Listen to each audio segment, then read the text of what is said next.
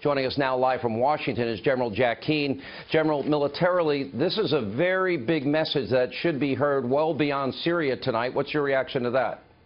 Well, definitely. Particularly it's a major setback for Russia. Listen, they've enabled this regime. They have used their penetrating bombs to bomb underground hospitals. That's a war crime.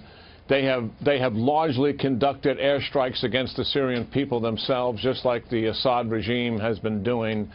And the fact of the matter is that they vetoed 7 UN resolutions where the UN has tried to assign accountability to the Assad regime for this kind of criminal behavior.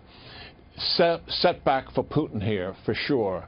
And the Iranians as well, but the Iranians don't care. Putin cares a little bit more about his image than the Iranians did. Other factor is we know, based on the 3 visits from Saudi Arabia, Egypt, and Jordan, that President Trump has absolutely revitalized the historical and traditional relationship that the United States has had from President Roosevelt up until President Obama. He has revitalized that relationship.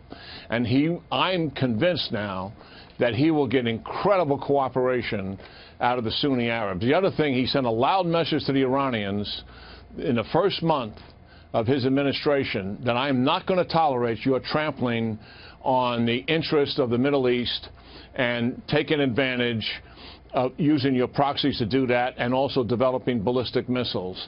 I'm going to stand in your way from accomplishing that.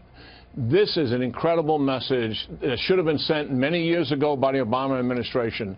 Crossing the chemical red line in 2013 was not just about dealing with retribution for a heinous act. It was taking advantage, Sean, of the opportunity to destroy the entire Assad air power, which would have shifted the momentum against the regime and likely would have brought it down. We don't know that for a fact, but it was a likely possibility.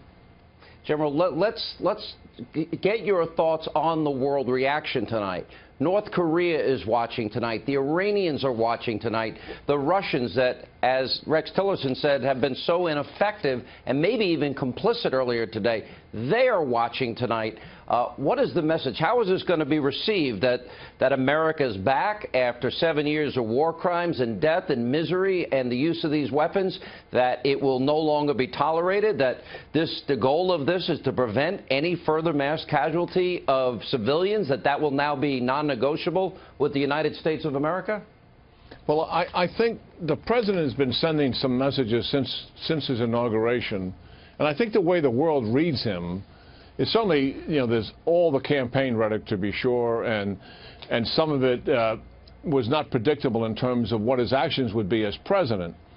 But I think when they look at him, they see a strong, decisive leader who has had success in leadership, and he sort of does what he says.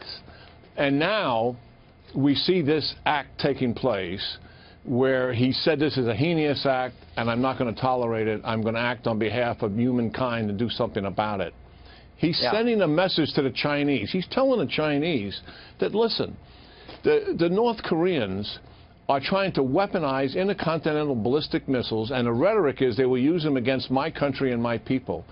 Don't push me into a corner where I have to use a military option to deal with them. That would be horrific. That would mean war on the Korean Peninsula. But in the same time, I cannot permit them to launch a missile against the United States. I think he'll get the Chinese attention for sure as a result of that. That's a good point. It's not rhetoric. We've had rhetoric for 8 years with passivity and no action.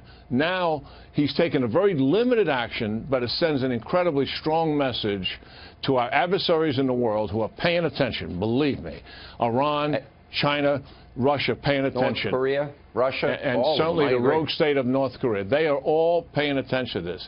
Now, listen, it's not a panacea for all of our problems, to be sure. Not one military strike on one evening is going to change the world.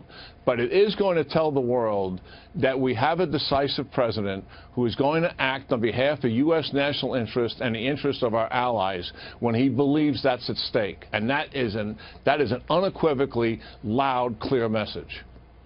All right, and thank you, John. We'll get back to you later in the hour. Thanks for